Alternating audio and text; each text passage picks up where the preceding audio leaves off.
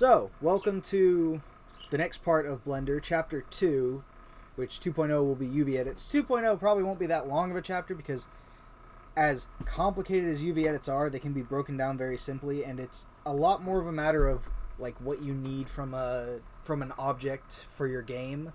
When you do UV edits, you sort of customize them to fit your needs. But basically, a UV edit, just like any image texture for anything, is your object made flat. So click on my curved board, the most basic board, tab it, and there's my UV. It's the object made flat, but this determines how textures will bake, how textures will be laid out. This is how images will fit onto your texture. It's a translation from 2D like patterns, 2D art to a 3D object. So the biggest, most important thing with that is make sure that all your art fits the way you want it to. It doesn't matter if your UV looks like a mess as long as the end result is the object you want with the textures where you want it. But if it's not, then you have to change your UV to put stuff where you need it to make things different. So with UV editing, you take any object. So I've got my 3 overlapping boards here. I can pick any of them, and if I hit tab, it puts it in edit mode. And then a nice simple way to do this to make sure you can see everything, this little double arrow is UV sync. So when you do this, it shows your entire UV and your object, and anything you select in the UV will be highlighted over here. Shut this off, and only what's selected will display. So it's a good way to separate selections, but when you have stuff that you don't want to overlap, it's pretty easy to just have everything up so you can see it all at once. But any object you want to UV edit, go to UV editing and make sure this is under, make sure you have your window, one of your windows in your viewport set to UV editor, and it will be in automatic UV edit mode, which is automatically set up to edit UVs. So, I want the basic board. I'll hide my other ones. Remember, little eyedropper hide stuff. So, I want my most basic board because simplest to edit. You go into tab and everything is there. Hit A, it'll select all and it'll highlight your entire object. Only your selected parts will be UV edited. So for instance, if for whatever reason you only need to edit this, like imagine this is actually a separate section of an object, just select it and then do your UV editing like Smart UV Project, which is my basic, and it will UV wrap it as if that's the only UVs that need unwrapping. That is useful in quite a few situations, but for a board like this, all you'd really do is select all with A or just highlight everything, not go to that, and then you'd go to Smart UV Project. And the reason you do this, angle limits helps prevent stretching, island margins. If you have an object that is multiple pieces, separate pieces, then you want an island margin, or if you have a very complex object that would be separated naturally, give it a little bit of island margin. In fact, I'll just make it a little bit like 0.1 just to give it some gap, and then you hit OK. Area weights, you only mess with area weight for very like complex models. Character models would have a good area weight measurement, but ta-da! And then you have this, and this is terrible because see all this empty space on this side of your UV? Every UV is basically a square. You can have UVs extend past it, but these images will loop over. That's where seamless textures come in and all, but basically you want to fill as much of this as you can without pushing stuff over, without too much overlap. And if you're doing textures that you need to fit seamlessly or you need them to blend together at the edges, you have to do certain special things. This works perfect for this board, but I want it to be wider. So this is where scaling comes in. So same thing. Because this is 2-dimensional, it is not 3-dimensional like this, you only have the X and the Y to worry about. So if I go here in S and X, it will scale it left and right across the X. And then GX will grab along the X, just doing that weird thing it does, and it'll move it. And then I'm just going to SX again. And the reason I'm not too concerned with how wide this is because you can change the scale of textures that you make in Blender to make them fit. The biggest time UVs come into great concern, Kevin, is when you have image textures that you need to import and fit properly.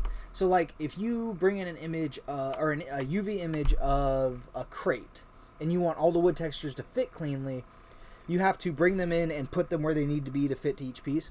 When you're making your own textures in Blender, which is most of what I do, I don't worry about this. I don't worry about placement because no matter where you place it when you bake it, it'll just go where it fits. So keeping it like this is good. And actually, because of this, because I'm stretching it out like this, I'm going to re-smart project and I'm going to crank this down to 0.05, the island margin down to 0.05, because when you scale it up, that island margin spreads out and it becomes wasted space.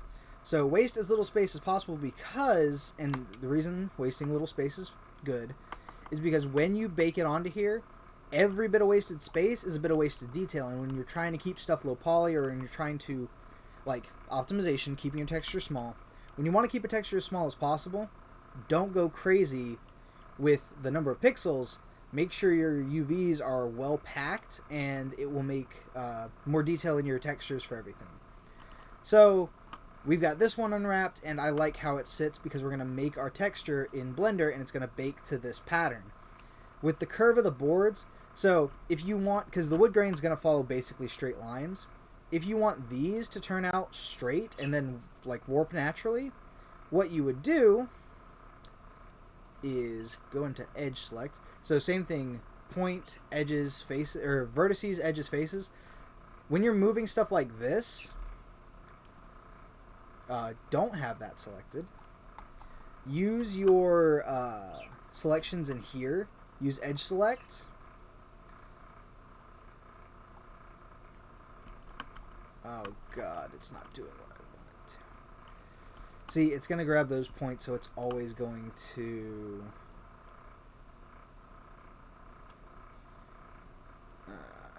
it's always going to move all those points. So what I need to do is shut this off, bring in my edges. So if I grab this now, it doesn't highlight. If I do this, it doesn't highlight. Where's my stuff? Basically, I need to move just these points. So I need it to not do this. It's linking the points together. I forget how to change that.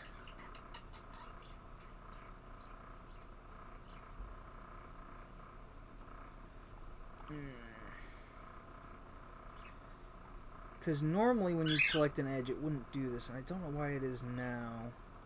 Probably because of linked selection. It's something with the linked selection. Basically. Because it's not showing it here. Why is it not displaying it?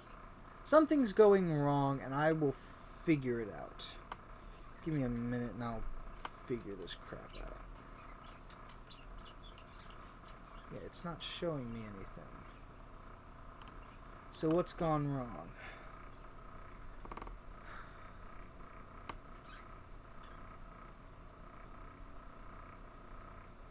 See, this switches between the modes on here.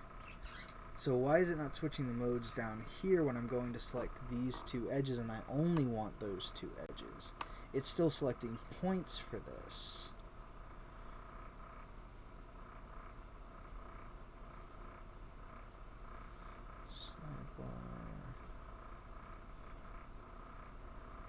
Nope, that's not it.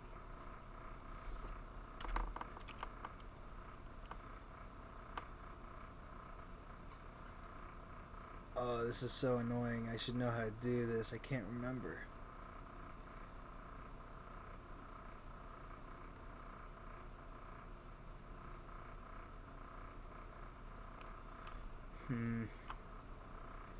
My problem is I need to straighten these out, but selecting these borders grabs different bits and bobs. It's also interesting.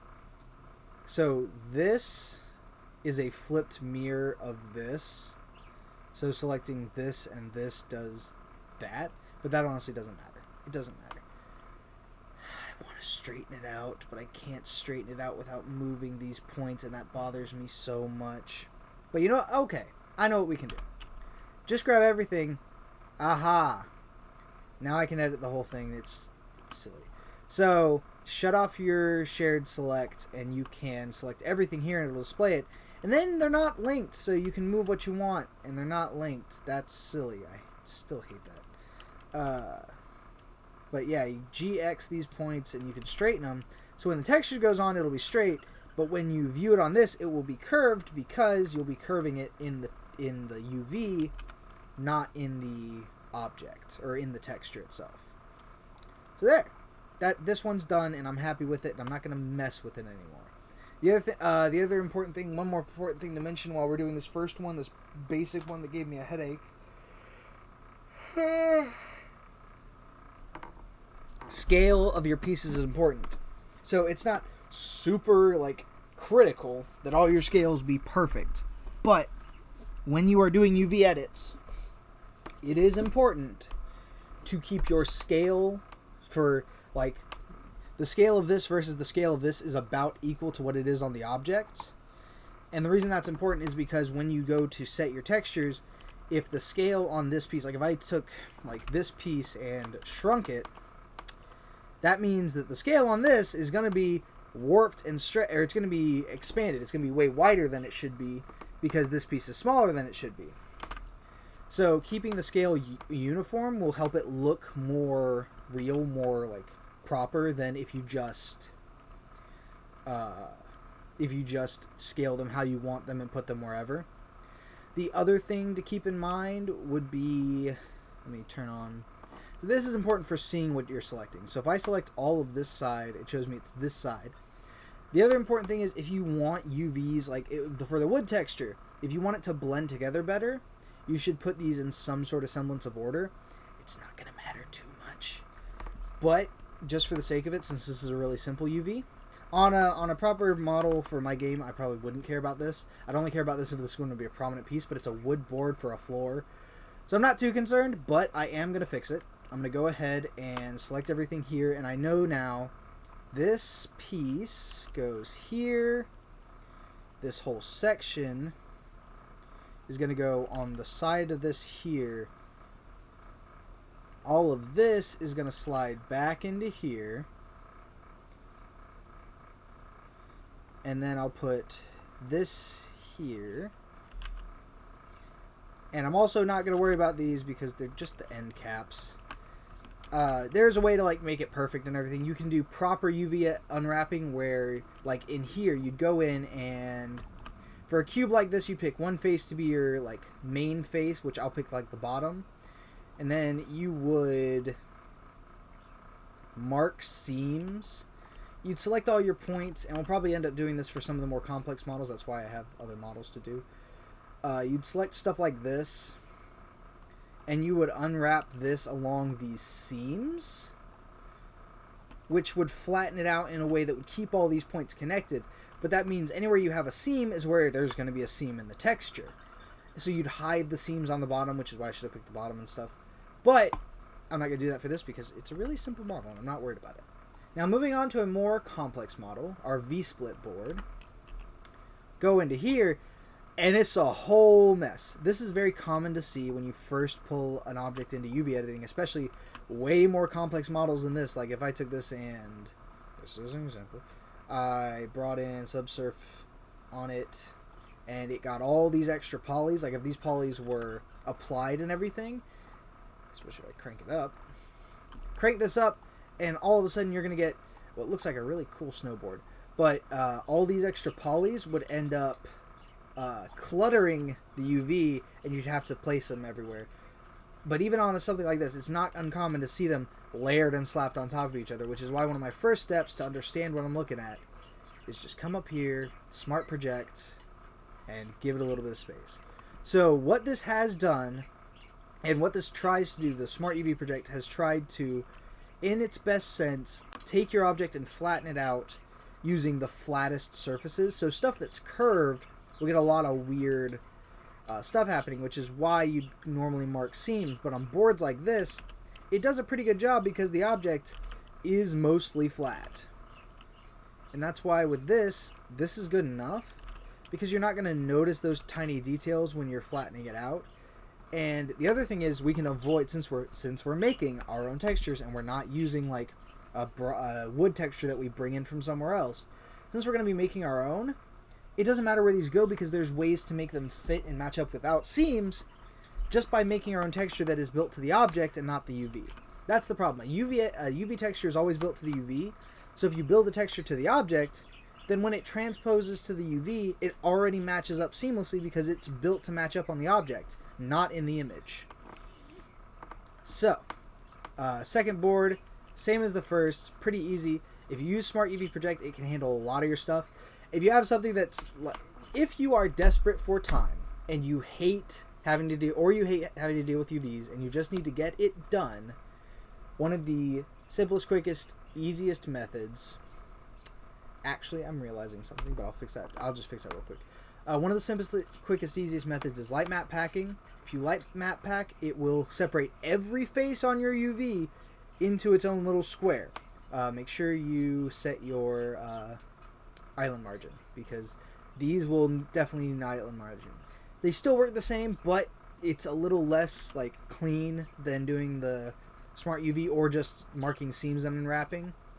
Like if I were marking seams on this, I definitely separate the end sections where all these V's are cut out, and then since you see this chunk is basically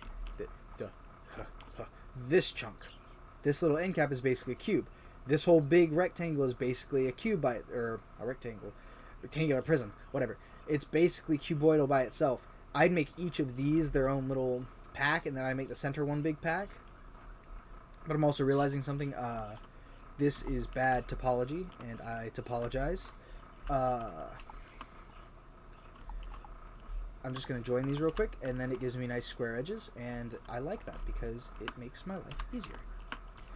There is definitely a more efficient way to have less polys on a board like this, but when you're working with a board that is 92 tries, you're not really pushing the limits of what models can do. Just as an example, Resident Evil 8 Village. There are probably more polys on Lady Dimitrescu's ass than there will be on the entirety of this sawmill. And that's just because on games like that with AAA, you can risk that many polys and not push it too far. But they probably went through hell making sure that poly count didn't go overboard. Because when you're doing subsurf, when you're doing smoothing, when you're doing sculpting, which I'll definitely do a more complex video on, it can get ridiculous with how many polys you end up with. So it's a really good idea. It's a really good idea to keep track of your polys, but don't stress it too much, because for a character, if you're anywhere under 1,000, you're doing amazing, because most characters have upwards of 1,000 or 2,000, if not 10 or 15, especially with complex clothing and stuff. Yes, I saw your comment, Jacob.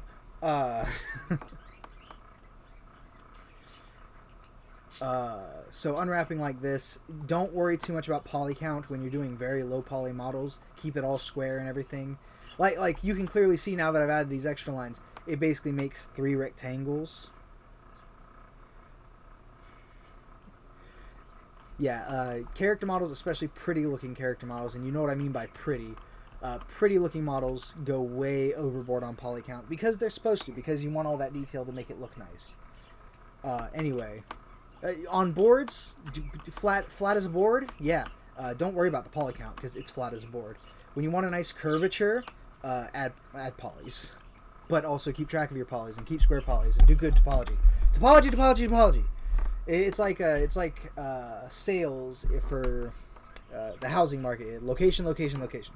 Everything with high-end models is always topology. But in the basics, in the beginnings, especially when you're doing like terrain, when you're doing background objects, scenery, stuff like that, not interactable stuff, it's really just a matter of making it look good, make it look like the shape it's supposed to be, and move on. So that is our second board done. The third one, however, is going to be interesting, and there's a reason I wanted to do this for the tutorial.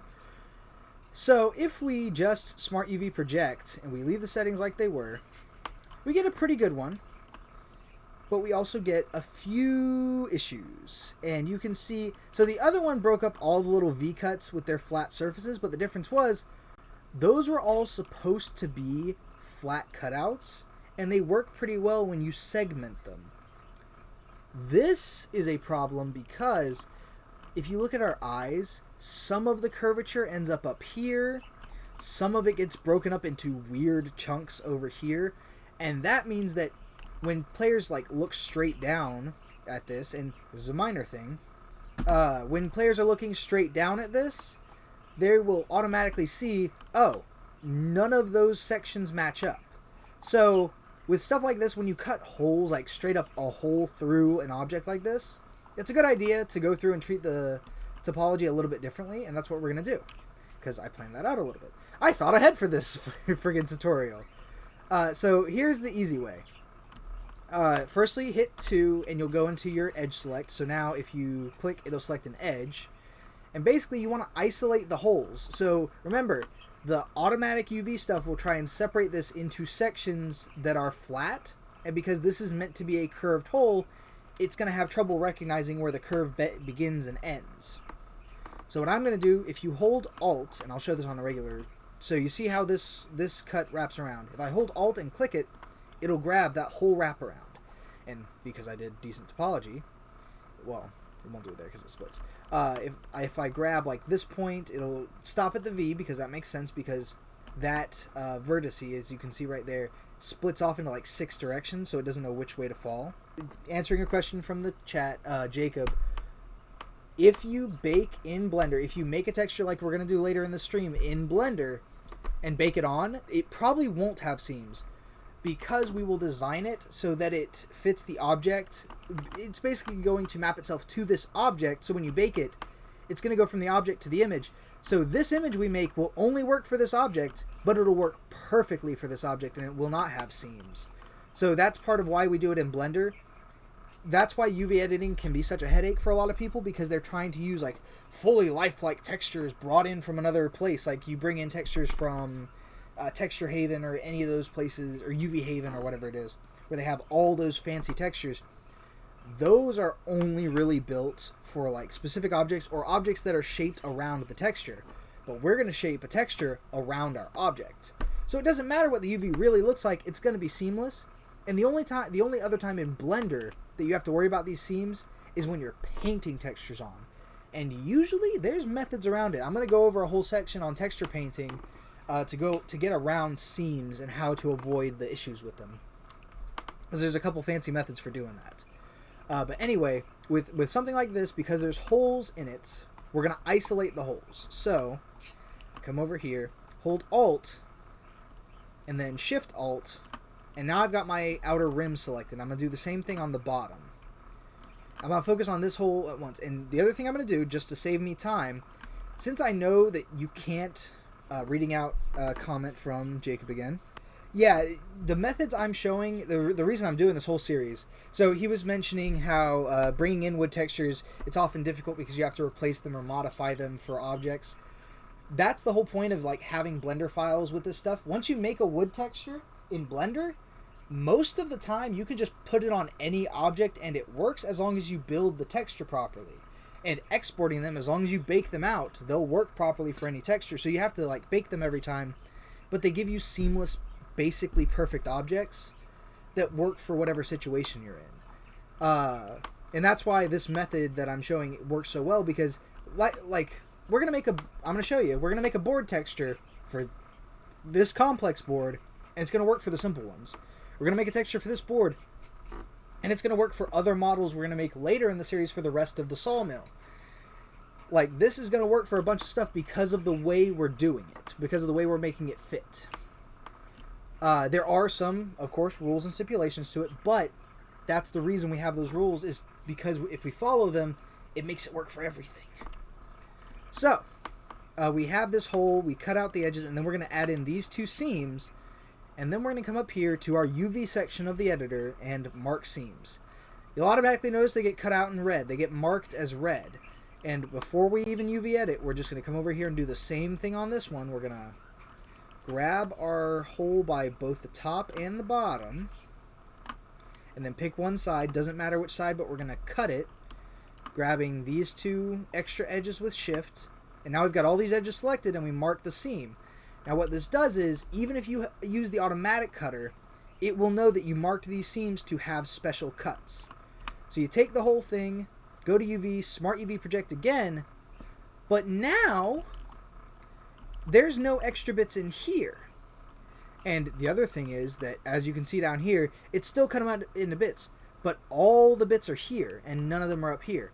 The next thing we have to do to give it a little bit more help, because it still needs help, is to cut these into more flat shapes. So, because the top and bottom can be isolated, you're probably not going to have a player looking from here and then going around and looking from here. They'll never be able to see in the hole, basically. They'll only see it from this side or this. So, if you mark a seam in here, they'll never see that seam. And like I said, we're going to edit it so those seams don't matter. I'm doing it to show you techniques that will work for more stuff, but in this case it doesn't matter. But if you mark it out like this, you got to remember where your player is going to be viewing it from. So if your player is only ever going to view a board like this from this edge, it doesn't matter if the seam is on a part where they can't see both sides of the seam. And same thing over here. We come in here, we grab our loop in the middle, we mark seam it, and now if we UV Smart Project, it starts connecting more and more of those pieces. See how they're all in straight edges now? Well, except for that nonsense. It comes out a little bit cleaner. The other thing that's going to help is, and this is going to affect it, but it's okay. So the other thing is, you can think about what your board is made of. It's made of wood. When it splits like this, it's going to have seams in some places naturally.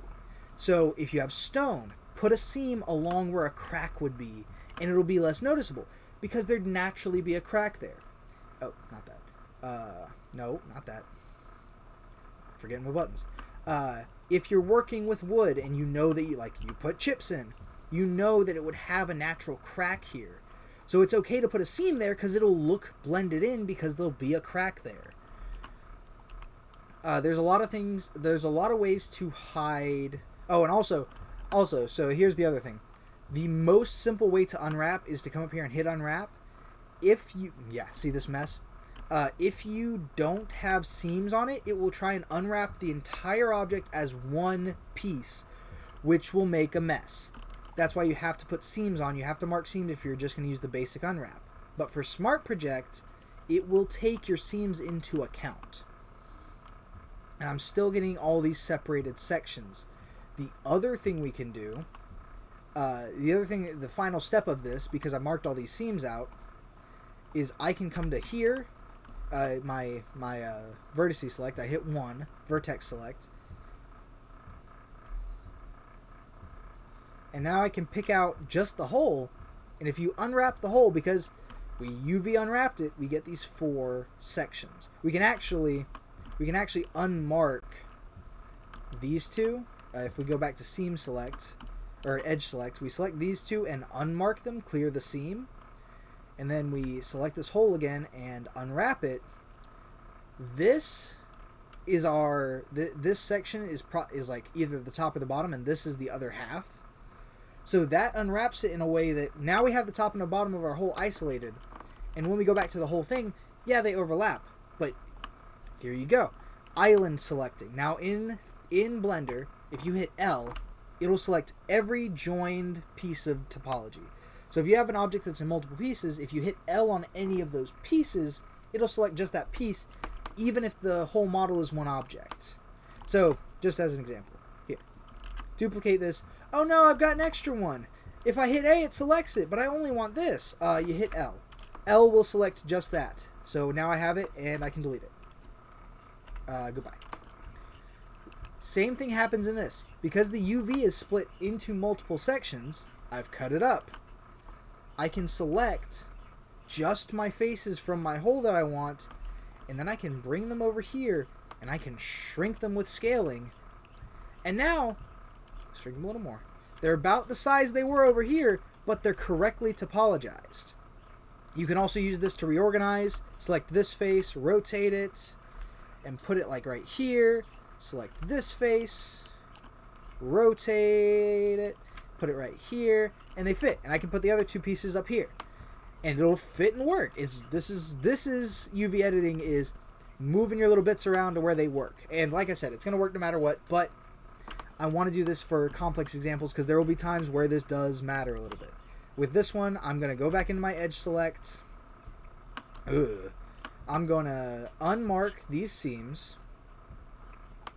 And then I can select my hole, and my hole is, remember, I seamed out the hole, so the hole will unwrap properly. Unwrap it, and there you have it, top and bottom. So now I can select these, come over here and select everything. Oh, Jesus. There you go. And then scale these down until they're about the size that they should be here. And then you can put them wherever you want them. I'm going to stick them right there. So now this board is going to be done as well. And I'm just going to make it fit as much of this as I can so I can get that glorious, glorious detail in, because I want my stuff to not be super compressed. There. So now I have that. That means we are pretty much done with the basics of UV editing. The basics of UV editing is taking faces and putting them where you want them. So I put my faces where I want them, and now I can texture this because I know the texture will unwrap properly. For this section, we are basically done. That is a wrap on UV editing. The simplest parts of it, of course. It does get much more complicated with more complicated models, but we'll cover that at a later date. I have a good idea for doing that. We are going to now move on to the texturing portion. So, real quick, any questions from the crowd about UV editing? Any last minute things that might be more helpful or might be useful to know? Anything you can think of that you didn't understand, I'll go over it right now. Otherwise, we'll move on.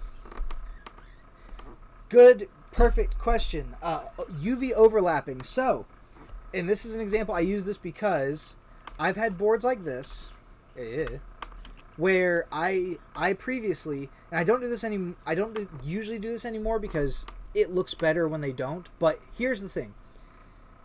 Say you have a texture that needs to be mirrored on two surfaces, like you need it to literally be a mirror of itself.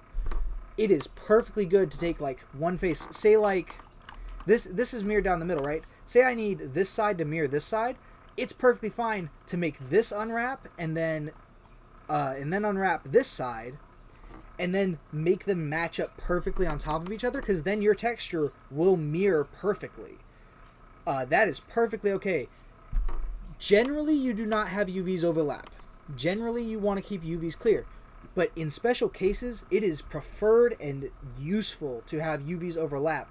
And think about this. Think about like, it's the classic joke, drawing anime eyes. The first eye is beautiful and the second eye looks garbage, so they mirror the second eye. If you do a drawn texture paint and it's really good, but you can't get it to copy like mirrored the second time, take your UV, flip it, and put it over the first image, and it'll mirror. So overlapping is not bad. It is unrecommended because it can cause certain issues. There are certain issues that result as a part of mirroring, but they only result as that if you're not planning to mirror. If you're planning to mirror stuff, then it usually works out fine. So no, UV overlaps are not bad. They are just special case uses.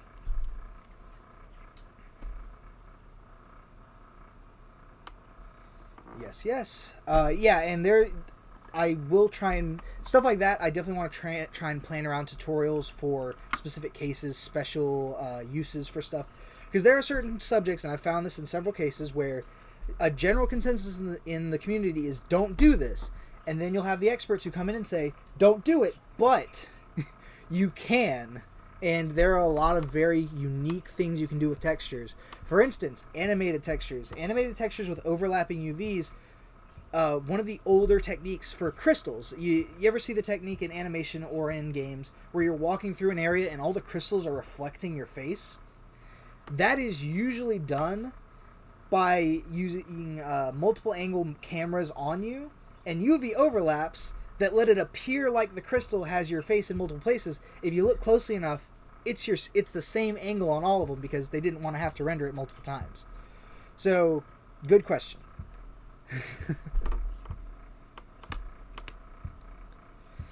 That's so Jacob, old time friend for game development. This is super super super interesting.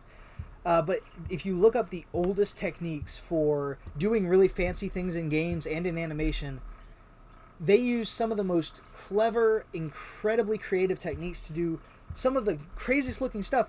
But the way they do it makes it so the computer handles it so smoothly, and people can't tell because people aren't thinking that quick. You know, you don't usually walk through those places and think that kind of stuff. But it's super super awesome to look at, and it gives you so many ideas for how to do textures like this. And we'll get into that in texture painting, or not in texture painting, in shading. When we do shading stuff, there are certain techniques with textures that are wild and that save so much processor from your computer, but they do such incredible things.